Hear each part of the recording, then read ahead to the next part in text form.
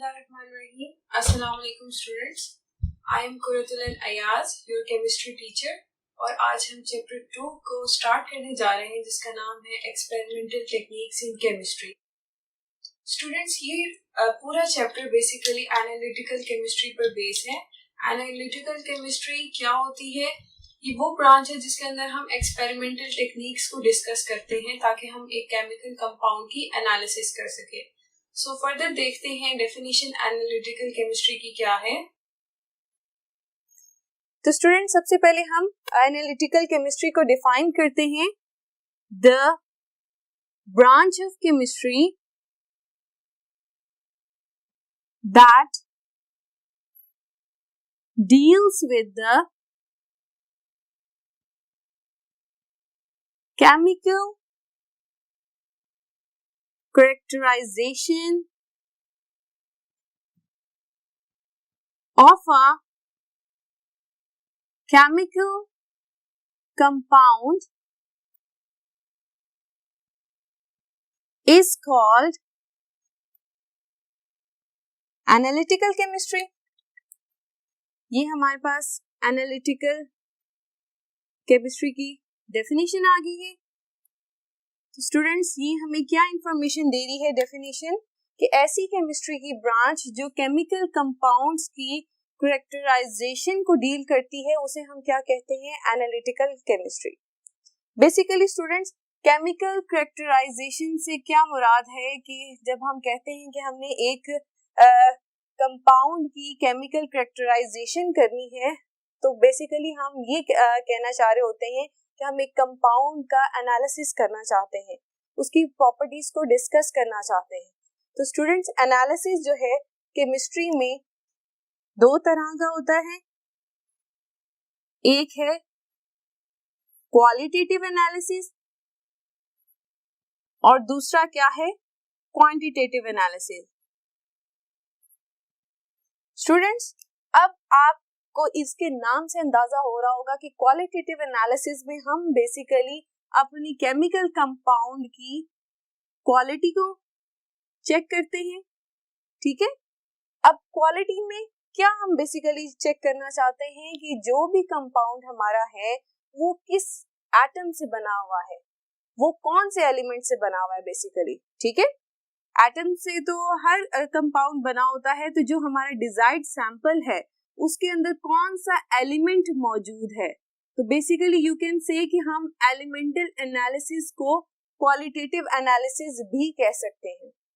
Elemental analysis हम कैसे कर सकते हैं? एक कंपाउंड में कौन सा एलिमेंट मौजूद है उसके लिए बहुत सारे इंस्ट्रूमेंट्स हैं जिनको हम इस्तेमाल करते हुए क्वालिटेटिव एनालिसिस करते हैं, जैसे कि मास स्पेक्ट्रोमेट्री है, ठीक है, इसी तरह से NMR है और भी फर्दर मुख्तलिफ कॉम्प्लेक्स किस्म की जो सिस्टम्स है, इंस्ट्रूमेंट्स है जिससे हम एक कंपाउंड की एलिमेंटल एनालिसिस कर सकते हैं। तो स्टूडेंट्स, अब नेक्स्ट बात आती है क्वांटिटेटिव एनालिसिस में। क्वांटिटेटिव एनालिसिस जैसे नाम से जाहिर है कि इसके अंदर हम एक केमिकल कंपाउंड की क्वांटिटी को मेजर करेंगे। अब क्वांटिटी को मेजर करने का क्या मतलब है कि बेसिकली स्टूडेंट्स हम ये कहते हैं कि एक हमारा जो सैंपल कंपाउंड है उसके अंदर जो एलिमेंट्स हैं वो किस परसेंटेज में मौजूद हैं, उनकी क्या क्वांटिटी इस सैंपल के अंदर मौजूद है। या हम ये भी मेजर कर सकते हैं कि जो हमारा डिजायर्ड सैंपल है जिसका हमने एनालिसिस करना है उसके अंदर हमारा डिजायर्ड कंपाउंड किस क्वांटिटी में मौजूद है, ठीक है। तो इसके अंदर क्वांटिटेटिव एनालिसिस में हम क्या स्टडी करते हैं? बेसिकली परसेंटेज ऑफ एलिमेंट्स भी आ जाती हैं इन द गिवन सैंपल, ठीक है। इसी तरह से अमाउंट ऑफ डिजायर्ड कंपाउंड, ठीक है, वो कितनी है इन द गिवन सैंपल। ये तमाम चीजें किस में आती हैं? क्वांटिटेटिव एनालिसिस में आती हैं। स्टूडेंट्स, जब भी हम कोई कंपाउंड सिंथेसाइज करते हैं तो हम उनके ये दोनों एनालिसिस जरूर करते हैं, क्वालिटेटिव और क्वांटिटेटिव एनालिसिस जरूर करते हैं, लेकिन इन एनालिसिस के लिए हमें कुछ प्रोटोकॉल्स होते हैं, उनको फॉलो अप करना होता है, कुछ स्टेप्स होते हैं जिन्हें हम फॉलो अप करके ये एनालिसिस जो है वो परफॉर्म करते हैं। तो स्टूडेंट्स क्वांटिटेटिव एनालिसिस को परफॉर्म करने के लिए हमारे पास कुछ स्टेप्स हैं जिनको हम फॉलो अप करते हुए क्वांटिटेटिव एनालिसिस को परफॉर्म कर सकते हैं। उनमें सबसे पहला स्टेप हमारे पास आता है, that is obtaining sample for analysis. ठीक है स्टूडेंट्स, यानी सबसे पहले हमने अपना सैंपल जो है उसको कलेक्ट करना होगा एनालिसिस के लिए। वो डिफरेंट फॉर्म में हो सकता है, वो रॉ फॉर्म में हो सकता है, उसकी क्रूड फॉर्म इम्प्योरिटीज के साथ हो सकता है मौजूद। ठीक है, तो जो भी हम सैंपल लेंगे उसके अंदर ये जरूरी है कि जिस कंपाउंड की आप एनालिसिस करना चाहते हैं वो उसके अंदर जरूर मौजूद हो। ठीक है, रॉ फॉर्म हो सकती है डिफरेंट कंपाउंड की। फॉर एग्जाम्पल अगर हम शुगर की एनालिसिस करना चाहते हैं, ठीक है, तो शुगर हमें हो सकता है रॉ फॉर्म में मिले, ब्राउन शुगर होती है। ठीक है, गुड़ भी एक कह लेंगे शुगर की रॉ फॉर्म है, तो बेसिकली उसके अंदर शुगर मौजूद जरूर है लेकिन प्योर फॉर्म में नहीं है। ठीक है, तो सेकंड हमारे पास स्टेप आएगा, that is the separation of desired constituent. जी स्टूडेंट्स, सेकंड हमारे पास स्टेप है कि जो भी हमारा कंपाउंड है या डिजायर्ड कॉन्स्टिट्यूएंट है जिसकी हमने एनालिसिस करनी है वो हमें अपने सैंपल से सेपरेट करना होगा। जैसे अभी मैंने आपको बात की है कि हमारा जो डिजायर्ड कॉन्स्टिट्यूएंट है दैट इज शुगर। ठीक है, और ये किस फॉर्म में मौजूद है? रॉ फॉर्म में। इसके अंदर इम्प्योरिटीज हैं। ब्राउन शुगर की फॉर्म में हमारा सैंपल है, तो हम इसमें से प्योर शुगर जो उसका कलर व्हाइट कलर का होता है हम उसको लेना चाहते हैं और उसका एनालिसिस करना चाहते हैं, तो हमें इसको प्योर फॉर्म में कन्वर्ट करना होगा, इसे सेपरेट करना होगा इम्प्योरिटी से। तो हमारा सेकंड स्टेप क्या होगा? Separation of desired constituent. यानी अब ब्राउन शुगर से हमारे पास जो है वो व्हाइट शुगर आ जाएगी।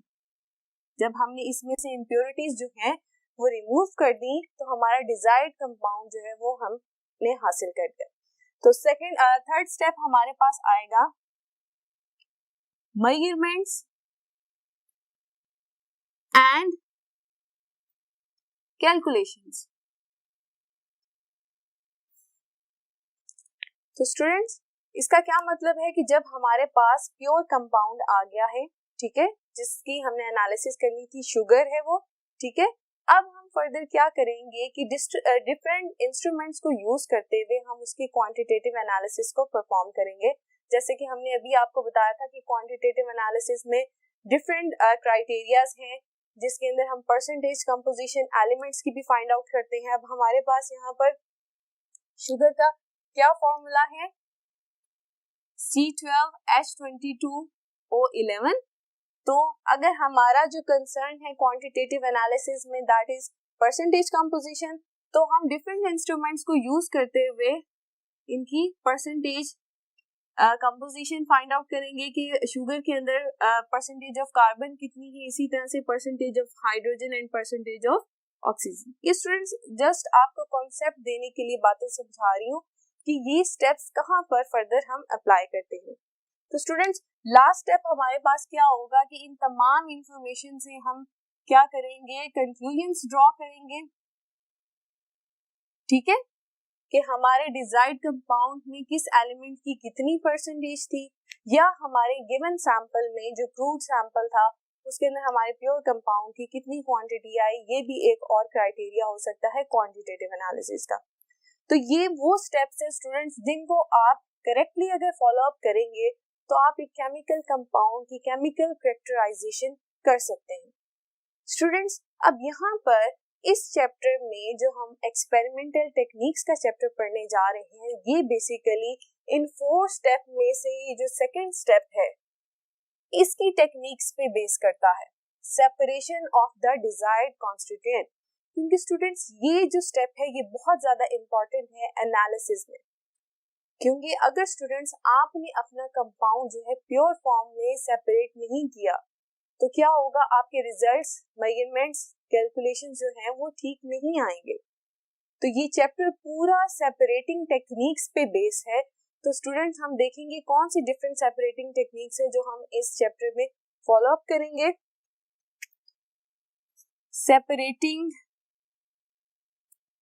टेक्निक्स।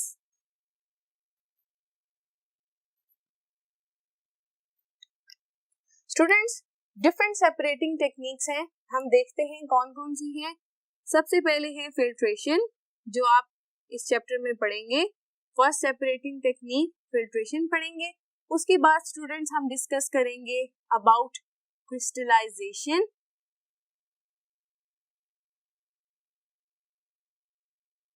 थर्ड हमारे पास टेक्निक सेपरेटिंग टेक्निक जो इस चैप्टर में हम डिस्कस करेंगे दैट इज द सब्लिमेशन। और इसी तरह से हम देखेंगे सॉल्वेंट एक्सट्रैक्शन। और नंबर 4 पे स्टूडेंट्स हमारे पास आ जाएगी दैट इज द क्रोमेटोग्राफी।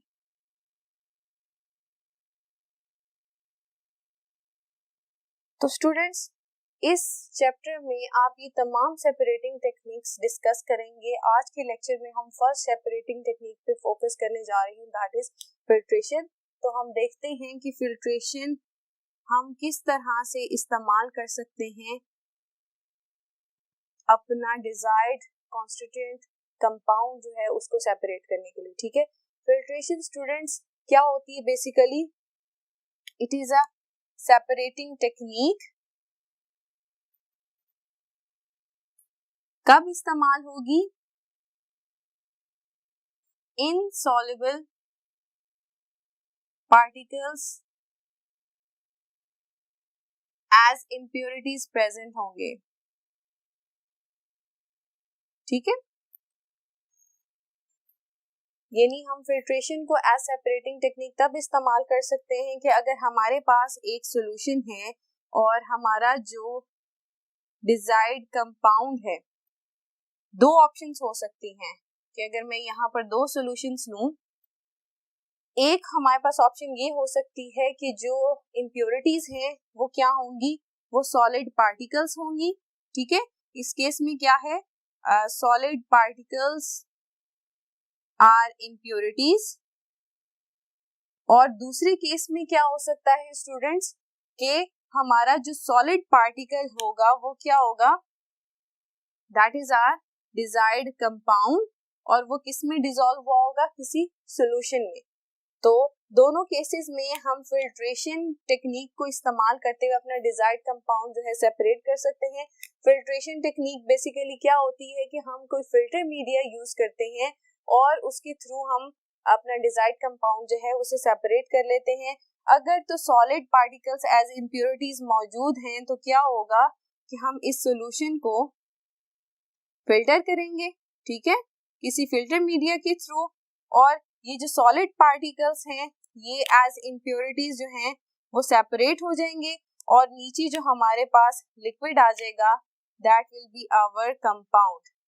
ये हमारा कंपाउंड या आप कह लें कि कंपाउंड का एक्वस सॉल्यूशन हो सकता है, या आप कह लें कि हमारा ये सैंपल हो सकता है जिसे हमने फिल्ट्रेशन के थ्रू प्यूरिफाई कर लिया। दूसरे केस में जहां पर हमने कहा था कि ये जो ब्लू कलर के पार्टिकल्स हैं ये सॉलिड पार्टिकल्स हैं, दैट इज आवर सैंपल।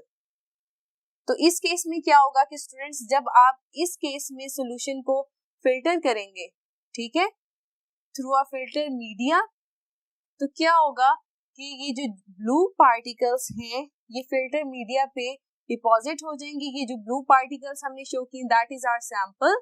तो हमारा सैंपल इस तरह से सॉल्यूशन में से सेपरेट हो जाएगा और इस सैंपल को हम फर्दर जो है वो एनालिसिस के लिए इस्तेमाल कर सकते हैं। तो दोनों केस हो सकते हैं, या तो इम्प्योरिटीज इनसॉल्युबल हो सकती हैं या इम्प्योरिटीज जो होंगी वो सॉल्युबल होंगी और हमारा जो सैंपल है वो इनसॉल्युबल होगा।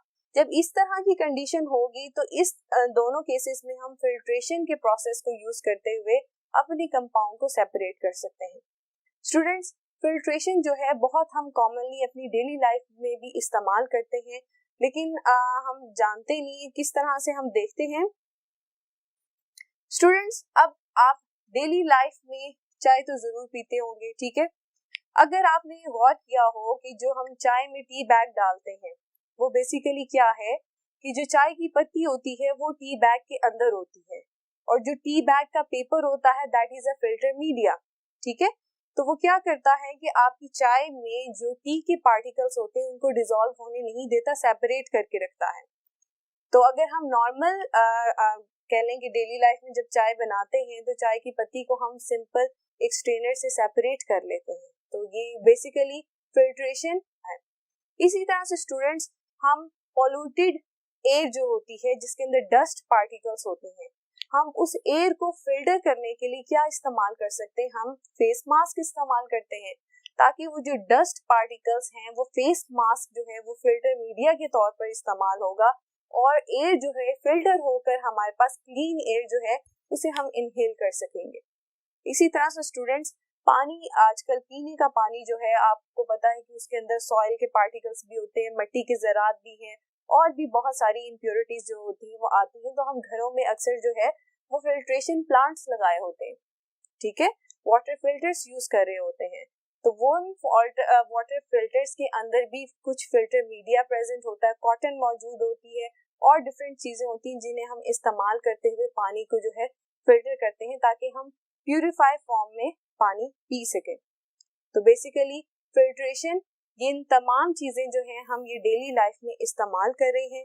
फर्दर स्टूडेंट्स, हम डिफरेंट फिल्टर मीडिया को डिस्कस करते हैं कि इन तमाम फिल्टर मीडियाज के अलावा या इन तमाम फिल्ट्रेशन के अलावा फिल्टर मीडिया कौन से हैं और किस तरह से इस्तेमाल हो सकते हैं। तो स्टूडेंट्स, हम देखते हैं फिल्टर मीडिया। अब जी स्टूडेंट्स, अब हम देखेंगे और कौन से डिफरेंट फिल्टर मीडियाज हैं जिन्हें हम इस्तेमाल कर सकते हैं फॉर फिल्ट्रेशन। हमारे पास सैंड भी फिल्ट्रेशन के लिए यूज होता है, इसी तरह से कॉटन भी हम यूज करते हैं और हमारे पास क्लॉथ भी एज फिल्ट्रेशन फिल्टर मीडिया इस्तेमाल हो रहा होता है। इसके अलावा स्टूडेंट्स, आप पेपर पल्प को भी यूज करते हैं, फिल्टर पेपर भी यूज होते हैं और इसी तरह से स्टूडेंट्स क्रूसिबल्स भी हम यूज करते हैं। जी स्टूडेंट्स, हम कह सकते हैं कि ये जो हमारे पास फिल्टर मीडियाज हैं ये डिफरेंट पर्पसेस के लिए फिल्ट्रेशन के लिए इस्तेमाल होते हैं। सैंड हो गया है, कॉटन है, क्लॉथ है, ये तमाम जो फिल्टर मीडिया बेसिकली ज़्यादातर आप कह लें कि पानी की फिल्ट्रेशन में भी इस्तेमाल होते हैं और जगह भी इस्तेमाल होते हैं। लेकिन जो विलेजेस होते हैं जहाँ पर इतनी ज़्यादा सहूलियत नहीं होती, वहाँ पानी को साफ करने के लिए कपड़ा भी इस्तेमाल हो रहा होता है, रेत भी इस्तेमाल हो रही होती है, ठीक है ना। और फर्दर फिल्टर पेपर भी है, क्रूसिबल्स भी है। तो स्टूडेंट्स, हम देखते हैं कि फिल्टर पेपर को यूज करते हुए हम किस तरह से फिल्ट्रेशन का प्रोसेस जो है वो कैरी आउट कर सकते हैं। तो हम डिस्कस करेंगे फिल्टर पेपर को। तो हम देखेंगे कि स्टूडेंट्स फिल्टर पेपर क्या है basically. Students, filter paper basically एक शीट होती है, पेपर की तरह की शीट होती है। ये डिफरेंट साइजेस की भी होती है, आपको स्क्वायर फॉर्म में भी लॉन्ग शीट्स भी मिलती हैं, सर्कुलर भी मिलती हैं, ठीक है। इसके अंदर पोर्स मौजूद होते हैं, पोरस होती है जिसकी वजह से हम फिल्ट्रेशन जो है कर सकते हैं। स्टूडेंट्स, फिल्टर पेपर जो होता है डिफरेंट क्वालिटीज का आप कह लें कि इंडस्ट्रीज में मौजूद है, हमारी लैब्स में भी डिफरेंट क्वालिटीज का होता है, डिफरेंट ब्रांड नेम के साथ आ रहा होता है। वॉटमैन फिल्टर पेपर जो है ये ज्यादातर इस्तेमाल हो रहे होते हैं लेबोरेटरीज में। तो स्टूडेंट्स, बेसिकली होता क्या है कि जो डिफरेंट क्वालिटीज की हम बात कर रहे हैं फिल्टर पेपर की, मैं आपको दिखा सकती हूँ कि इसके अंदर डिफरेंट किस्म के जो पोर्स मौजूद होते हैं डिफरेंट साइज के, ठीक है स्टूडेंट्स। जो कुछ फिल्टर पेपर्स होते हैं जिसके अंदर आप ऑब्जर्व कर सकते हैं कि लार्ज पोर्स हैं और ऐसे फिल्टर पेपर्स भी हैं जिनके अंदर जो पोर साइज है वो मीडियम होता है और इस तरह के भी फिल्टर पेपर मौजूद हैं जिनमें बहुत ही बारीक पोर्स मौजूद होते हैं, very fine pores are present, ठीक है। तो इन डिफरेंट पोर्स को हम किस तरह से यूज कर सकते हैं कि डिफरेंट पार्टिकल्स होते हैं। जब भी स्टूडेंट्स हम एक कंपाउंड को सिंथेसाइज करते हैं तो कई दफा होता है कि हमारे पास जो कंपाउंड बनता है उसके पार्टिकल्स बहुत ज्यादा बारीक होते हैं, ठीक है। तो उनको फिल्टर करने के लिए हमें फिल्टर पेपर को सिलेक्ट करना होता है according to the size of particle जिसे हम फिल्टर करना चाहते हैं। अगर तो वो बहुत बारीक है तो हम वेरी फाइन फिल्टर पेपर इस्तेमाल करते हैं, और अगर हमारे जो पार्टिकल्स हैं उनका साइज बड़ा है तो हम रफ सा फिल्टर पेपर जिसके पोर साइज जो है वो ज्यादा होता है वो भी आसानी से इस्तेमाल कर सकते हैं। इसी चीज को हम देखते हैं कि अगर आप देख सकते हैं यहाँ डिमॉन्स्ट्रेशन के जरिए कि हमने पहले ये फिल्टर पेपर इस्तेमाल किया जिसमें पोर साइज बड़ा था, तो हम क्या ऑब्जर्व करते हैं कि पोर साइज बड़ा होने की वजह से मीडियम साइज के और जो स्मॉल साइज के पार्टिकल्स थे वो पास ऑन हो गए हैं, और सिर्फ लार्ज साइज के जो पार्टिकल्स हैं वो फिल्टर पेपर पर स्टे किया उन्होंने। और इसी तरह से स्टूडेंट्स, अगर हम ऐसा फिल्टर पेपर इस्तेमाल करें जिसका साइज जिसके पोर साइज जो थे वो मीडियम थे, तो हमने देखा कि जो दो पार्टिकल्स थे लार्ज वाले और मीडियम वाले वो स्टे कर गए, लेकिन जो बहुत बारीक पार्टिकल्स थे वो स्टिल पास ऑन हो गए। तो इस तरह के वेरी फाइन पार्टिकल्स को फिल्टर करने के लिए हम ऐसा फिल्टर पेपर इस्तेमाल करेंगे जिसके पोर साइज बहुत ज्यादा कम होगा। तो स्टूडेंट्स, आप देख सकते हैं कि अब जो हमने फिल्टर पेपर इस्तेमाल किया है जिसके पोर साइज बहुत ज्यादा कम है, और तमाम के तमाम जो पार्टिकल्स थे तीनों साइज के वो जो है फिल्टर हो गए हैं, नीचे सोल्यूशन हमारे पास क्लियर आ गया है। ठीक है स्टूडेंट्स, अब हम देखेंगे कि फिल्टर पेपर से फिल्ट्रेशन के लिए हमें कौन कौन सी चीजें रिक्वायर होती हैं। सबसे पहले तो हमने कहा कि हमें फिल्टर पेपर चाहिए, ठीक है। दूसरी चीज हमने डिस्कस की कि हम डिस्कस करने जा रहे हैं कि हमारे पास एक फनेल होनी चाहिए, ठीक है। फनेल क्या है? बेसिकली इसका स्ट्रक्चर कुछ इस तरह से होता है, ये ग्लास की होती है, ठीक है। ये आप सामने इसके क्लियर पिक्चर देख सकते हैं, ये हमारे पास कॉनिकल फनेल है, ठीक है स्टूडेंट्स। अब ये कॉनिकल फनेल है, इसके क्या पार्ट्स होते हैं? ये हमारे पास कॉनिकल फनेल की रिम है, that is the stem of conical funnel, और लास्ट में that is the tip of conical funnel, ठीक है स्टूडेंट्स। अब यहाँ पर हमें जो कॉनिकल फनेल है इसकी भी कुछ क्राइटेरिया है फिल्ट्रेशन के लिए इस्तेमाल करने के। तो उसके पहला क्राइटेरिया हमारे पास आता है, that is the size of rim, ठीक है जी। साइज ऑफ रिम हमारे पास किस तरह का होना चाहिए कि स्टूडेंट्स की जब हम इसके अंदर फिल्टर पेपर प्लेस करें तो फनेल का साइज इतना हो कि जब हम इसके अंदर फिल्टर पेपर प्लेस करें तो फर्दर इस फिल्टर पेपर से आगे 1 to 2 सेंटीमीटर एक्सटेंशन मौजूद हो फनेल की, ठीक है। दूसरा क्राइटेरिया इसका क्या है कि स्टेम ऑफ फनेल वो कितनी लंबी होनी चाहिए। स्टेम ऑफ फनेल इतनी लंबी होनी चाहिए कि स्टूडेंट्स, हम जब फनेल को बीकर के अंदर इंसर्ट करेंगे तो लेंथ इतनी लॉन्ग हो कि बीकर के अंदर 1 to 2 सेंटीमीटर तक फनेल की जो स्टेम है वो अंदर रहे, एक्सटेंड करे, ठीक है students. Further students, smooth filtration के लिए क्या जरूरी है कि एक तो फनेल की स्टेम जो है वो लंबी भी हो, और फर्दर जो है वो बीकर की वॉल के साथ अटैच होगी तो स्मूथ फिल्ट्रेशन पॉसिबल है, अदरवाइज स्प्लैशेस आते हैं। स्टूडेंट्स, इस कॉन्सेप्ट को हम मजीद एक्सप्लेन करते हैं। जी स्टूडेंट्स, हम देखना चाह रहे हैं कि फनेल की स्टेम की लेंथ किस तरह से स्मूथ फिल्ट्रेशन को इफेक्ट करती है। तो स्टूडेंट्स, हम 3 केसेस ले रहे हैं जिसके अंदर पहले हमने लिया है जिसके अंदर फनेल की स्टेम हमने बहुत ज्यादा शॉर्ट ली है। दूसरे केस में हमने फनेल की स्टेम की लेंथ लॉन्ग रखी है लेकिन वो बीकर के वॉल के साथ अटैच नहीं है। इसी तरह से थर्ड केस जो है उसके अंदर हमने फनेल की जो स्टेम की लेंथ है वो लॉन्ग भी है और बीकर की वॉल के साथ अटैच भी है। अब जब हमने फिल्ट्रेशन स्टार्ट की तो हमने देखा कि जिस फनेल की स्टेम की लेंथ शॉर्ट थी वो फिल्ट्रेशन के दौरान वहां पर आप ऑब्जर्व कर सकते हैं कि स्प्लैशेस बहुत ज्यादा है, स्मूथ फिल्ट्रेशन नहीं हो रही। और जिस केस में हमने देखा था कि फनेल की स्टेम लॉन्ग है लेकिन वो बीकर की वॉल के साथ अटैच नहीं है, यहाँ पर फिल्ट्रेशन हो तो रही है लेकिन स्प्लैशेस है स्टिल लेकिन कम है। जो थर्ड केस है उसके अंदर क्या हो रहा है कि फनेल की स्टेम जो है बीकर की वॉल के साथ अटैच है और फिल्ट्रेशन आप देखें विदाउट एनी स्प्लैश, ठीक है, बहुत स्मूथ फिल्ट्रेशन हो रही है। तो इसका मतलब है students, that is the best case कि आप फिल्ट्रेशन के लिए जो फनेल की स्टेम की लेंथ लॉन्ग ली है, इतनी लॉन्ग होनी चाहिए कि बीकर के अंदर एंटर होकर फ्यू सेंटीमीटर्स जो है वो एक्सटेंड करे, बीकर की वॉल के साथ अटैच हो। तो इस तरह से आप जो फिल्ट्रेशन का प्रोसेस है वो स्मूथली रन कर सकते हैं। तो आइए स्टूडेंट्स फर्दर क्राइटेरियाज देखते हैं कि फिल्ट्रेशन को कैरी आउट करने के लिए मजीद हम कौन से पॉइंट्स हैं जिनको जहन में रखते हुए बेटर फिल्ट्रेशन कर सकते हैं। जी स्टूडेंट्स, अभी हमने देखा कि फनेल के लिए क्या क्राइटेरिया है कि लॉन्ग स्टेम हो इसकी, और फर्दर ये बीकर की वॉल के साथ अगर अटैच रखेंगे तो स्मूथ फिल्ट्रेशन हो सकती है। ठीक है स्टूडेंट्स, अब नेक्स्ट हमारे पास पॉइंट आता है कि फिल्टर पेपर जो हमने इस फनेल के अंदर रखना है उसका क्या साइज होना चाहिए। तो फिल्टर पेपर स्टूडेंट्स अभी मैं आपको बनाना भी बताऊंगी कि हम फिल्टर पेपर किस तरह से बना सकते हैं जो कि हमने इस फनेल के अंदर प्लेस करना होता है। ठीक है, ये फिल्टर पेपर है in the funnel, conical funnel में ये हमारा फिल्टर पेपर जो है ये मौजूद है इस तरह से। अब कितना साइज फिल्टर पेपर का होना चाहिए इसको भी हमने ऑब्जर्व करना है कि स्टूडेंट्स अगर आपकी प्रेसिपिटेट्स इतने हैं, उनकी क्वांटिटी पे डिपेंड करेगा फिल्टर पेपर का साइज।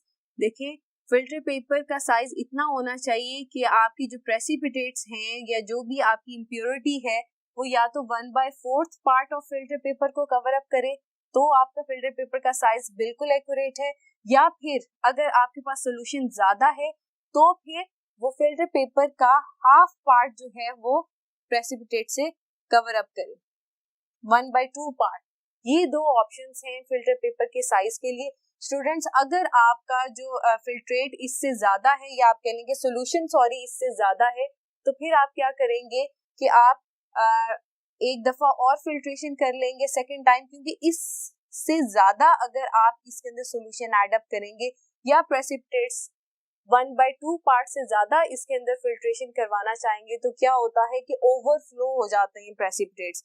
जब ये ऊपर तक भर जाएगा तो फिर क्या होगा कि आपके प्रेसिपिटेट जो हैं यहाँ से गुजरते हुए नीचे बीकर के अंदर ये इम्प्योरिटीज जो हैं वो वापस एड अप होना शुरू हो जाएंगी जो कि आपके फिल्ट्रेशन के प्रोसेस को इफेक्ट करेंगे।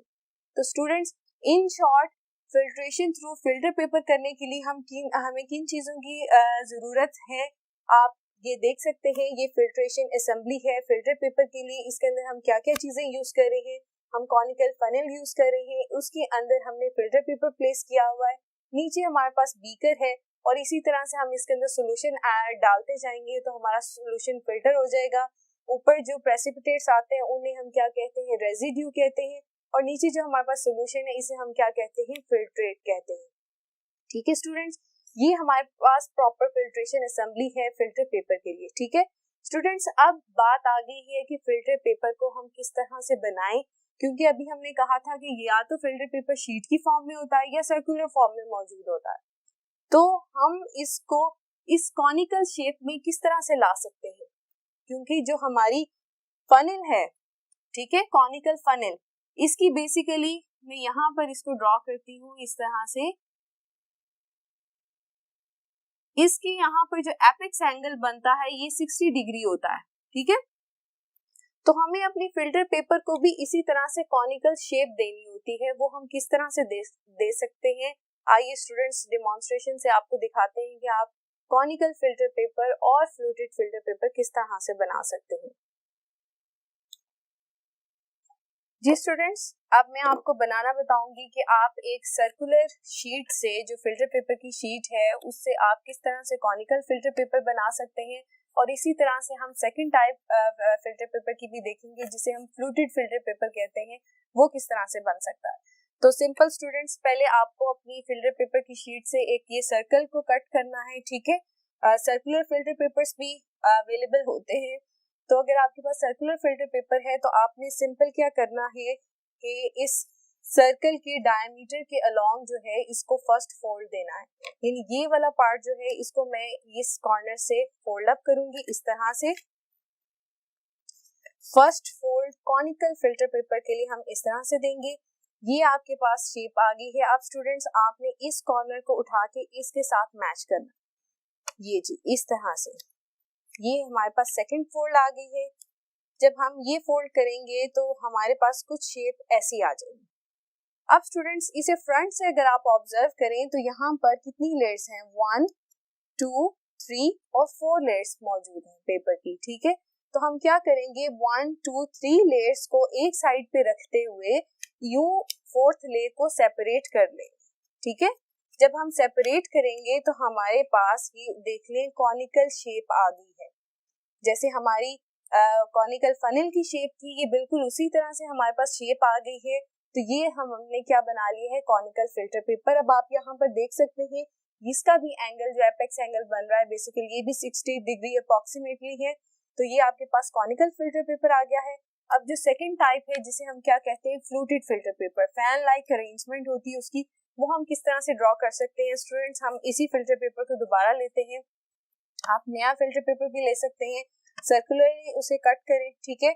अगेन उसे डायमीटर के अलोंग जो है हम फर्स्ट फोल्ड देंगे, इस तरह से आपके पास ये शेप अपीयर हो जाएगी। फिर second fold along the edges, इस तरह से, ठीक है। और स्टूडेंट्स आप इसे जब ओपन अप करेंगे तो फिर आपने क्या करना है कि ये पॉइंट उठाना है और ये इस सेंटर पे, सेंटर वाली लाइन पे लाकर फोल्ड करना है, कुछ इस तरह से। ये देखें, ये हमने ऐसे फोल्ड किया और इसी तरह से ये दूसरा जो है कॉर्नर आपने उठाना है और इसको भी सेंटर लाइन से लाकर फोल्ड अप करना है, इस तरह से, ठीक है।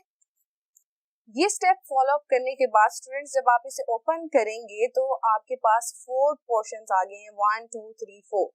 अब ईच पोर्शन को हमने ट्वाइस फोल्डिंग करनी है जिगजैग पैटर्न में, ठीक है। आपके सामने में ये फर्स्ट फोल्ड इस तरह से ऐसे कर रही हूँ, ऐसे, ठीक है। और फिर हम इसे जिगजैग पैटर्न में फोल्ड अप करते जाएंगे। हर आपने पार्ट को 2 फोल्ड्स देनी है, ठीक है। ये आप इस तरह से फोल्ड अप कर लेंगे और स्टूडेंट्स अब हम इसे ओपन अप करेंगे ऐसे। तो ये जो आपके पास अब फिल्टर पेपर आया है that is the fluted filter paper, ठीक है स्टूडेंट्स। आप देख सकते हैं इसकी फैन लाइक अरेंजमेंट है, इसके एलिवेशंस हैं, डिप्रेशंस आपको क्लियरली नजर आ रहे होंगे। तो ये जो फिल्टर पेपर है that is known as fluted filter paper. 2 तरह के फिल्टर पेपर्स हम फिल्ट्रेशन के लिए यूज करते हैं, फ्लूटेड फिल्टर पेपर भी यूज करते हैं, कॉनिकल फिल्टर पेपर भी यूज करते हैं। मैंने आपको दोनों बनाना बताए हैं स्टूडेंट्स। आइए अब हम फर्दर देखते हैं कि इनके क्या यूजेस हैं, हम क्यों कॉनिकल फिल्टर पेपर यूज करें और क्यों फ्लूटेड फिल्टर पेपर यूज कर सकते हैं। तो देखते हैं जी स्टूडेंट्स। अभी हमने देखा था कि हमने कॉनिकल फिल्टर पेपर बनाया जिसकी शेप को हमारे पास कुछ इस तरह से आई थी और इसी तरह से साथ ही हमने फ्लूटेड फिल्टर पेपर भी फैन लाइक अरेंजमेंट हमने देखा था किस तरह से बना था, उसकी शेप कुछ इस तरह से आई थी, ठीक है स्टूडेंट्स। अब हमने इस फिल्टर पेपर्स को किस तरह से फिल्ट्रेशन असेंबली में प्लेस करना है, हमने फनल में इसको प्लेस करना होता है। फनल हमारी ये ड्रॉ करने लगी मैं, दैट इज आवर फनल, ठीक है। अब इस फिल्टर पेपर को स्टूडेंट्स हम फनल में प्लेस करेंगे। स्टूडेंट्स जब आप इस फिल्टर पेपर को ड्राई प्लेस करेंगे तो क्या होगा कि ये फिल्टर पेपर जो है फनल के साथ अटैच नहीं होता। तो हम क्या करते हैं कि हम थोड़ा सा पानी जो है इसके ऊपर स्प्रे करवाते हैं, ठीक है, वाटर का स्प्रे करते हैं, जिसकी वजह से क्या होता है कि ये फनल की वॉल के साथ जो है कंप्लीटली स्टिक कर जाता है, ठीक है। इसको इस तरह से स्टिक करना बहुत ज्यादा जरूरी है क्योंकि अगर ये प्रॉपर्ली स्टिक नहीं करेगा तो सक्शन क्रिएट नहीं होगी, यानी आप कह लें कि रेट ऑफ फिल्ट्रेशन जो है वो इफेक्ट करेगा, ठीक है। जब हम किसी सोल्यूशन को फिल्टर करेंगे, ये हमने इसके अंदर जब सोल्यूशन डालेंगे तो ये अगर टाइटली इसके साथ अटैच नहीं होगा तो फिल्ट्रेशन जो है वो प्रॉपर्ली नहीं होगी और रेट ऑफ फिल्ट्रेशन जो है वो इफेक्ट होगा। स्टूडेंट्स अब कॉनिकल फिल्टर पेपर और फ्लूटेड फिल्टर पेपर में क्या फर्क है, क्यों हम प्रेफर करते हैं फ्लूटेड फिल्टर पेपर को कॉनिकल फिल्टर पेपर पे। स्टूडेंट्स जब हम लॉन्ग टर्म फिल्ट्रेशन कर रहे होते हैं तो एक टाइम ऐसा आता है कि जो फिल्टर पेपर और जो वॉल ऑफ फनल है इनके दरमियान एक सील क्रिएट हो जाती है सोल्यूशन की वजह से और ये जो सील होती है ये फर्दर जो है सक्शन उसको ख़त्म कर देती है और जो फिल्ट्रेशन का रेट है वो बहुत ज़्यादा स्लो हो जाता है। तो स्टूडेंट्स इस चीज़ को अवॉइड करने के लिए हम फ्लूटेड फिल्टर पेपर इस्तेमाल करते हैं। फ्लूटेड फिल्टर पेपर का क्या काम होता है बेसिकली कि जब स्टूडेंट हम इसको फनल में प्लेस करते हैं तो क्योंकि इसके एलिवेशंस और डिप्रेशंस मौजूद हैं इसके अंदर, उसकी वजह से क्या होता है कि ये इसको यूज करते हुए सील की रेट नहीं होगी जो हमने कहा था, जिसकी वजह से एक टाइम पे आकर जो है फिल्ट्रेशन रुक जाती है या स्लो डाउन हो जाती है, बहुत स्लो हो जाती है। दूसरी चीज एलिवेशन और डिप्रेशन मौजूद होने की वजह से इसका सरफेस एरिया ज्यादा होता है, जिसकी वजह से क्या होता है फिल्ट्रेशन क्या होगी, फास्ट होगी। ठीक है, fast filtration as comparison to conical filtration, इसका सरफेस एरिया क्या होगा, कम होगा, लेस सरफेस एरिया, और इसी तरह से फिल्ट्रेशन जो होगी वो क्या होगी, स्लो होगी। वैसे अगर हम ओवरऑल देखें तो स्टूडेंट्स ओवरऑल फिल्टर पेपर से फिल्ट्रेशन का जो प्रोसेस है वो स्लो ही होता है, लेकिन कंपैरेटिवली फ्लूटेड फिल्टर पेपर को जब हम इस्तेमाल करते हैं तो हमारा जो प्रोसेस है वो फास्ट हो जाता है। तो जब हमने स्टूडेंट्स अपना फिल्टर पेपर इसके अंदर प्लेस कर लिया है फनिल के अंदर, ये फनिल की शेप हम थोड़ी सी बेटर कर लेते हैं इस तरह से। ठीक है, इसके अंदर प्लेस कर लिया तो हम सिंपल नीचे बीकर रखते हैं। बीकर हमने आपको याद हो स्टूडेंट्स बताया था कि जो हमारा बीकर है उसकी वॉल के साथ जो है फनिल की स्टेम है वो अटैच होनी चाहिए। ठीक है, फ्यू सेंटीमीटर्स बॉटम से अबव होगी फनिल की स्टेम, और हम इसके अंदर सॉल्यूशन डालेंगे और इसकी फिल्ट्रेशन करेंगे तो क्या होगा, फिल्ट्रेशन स्मूथ होगी क्योंकि जितना जो भी सॉल्यूशन है वो बिल्कुल स्मूथली बीकर के अंदर एंटर होता जाएगा, कोई स्प्लैशेस नहीं होंगे। तो इस प्रोटोकॉल को फॉलो अप करते हुए स्टूडेंट्स हम एक स्मूथ फिल्ट्रेशन कर सकते हैं, जिससे रेट ऑफ फिल्ट्रेशन जो है वो एनहांस हो जाता है। स्टूडेंट्स इसके अलावा अगर हमने जैसे पहले भी आपको बताया है कि फिल्ट्रेशन थ्रू फिल्टर पेपर या इस तरह की असेंबली से फिल्ट्रेशन करने से क्या होता है कि फिल्ट्रेशन का प्रोसेस स्लो ही रहता है, लेकिन अगर हम इसे फास्ट करना चाहते हैं कि या ऐसे प्रेसिपिटेट्स हैं जो बहुत ज्यादा स्टिकी होते हैं जिनके अंदर से हमें सॉल्यूशन को निकालना बहुत ज्यादा मुश्किल होता है, तो इस तरह के प्रेसिपिटेट्स के लिए हम फर्दर क्रूसिबल्स इस्तेमाल करते हैं। फिल्ट्रेशन थ्रू क्रूसिबल्स करेंगे तो स्टूडेंट्स फास्ट फिल्ट्रेशन के लिए गूच क्रूसिबल्स और ग्लास सेंटर क्रूसिबल्स सक्शन पंप्स के साथ इस्तेमाल किए जाते हैं फास्ट फिल्ट्रेशन के लिए। ये हम नेक्स्ट लेक्चर में स्टडी करेंगे। तो आज का लेक्चर हमारा यहाँ पर खत्म होता है। अपना बहुत सा ख्याल रखिए। अल्लाह हाफिज।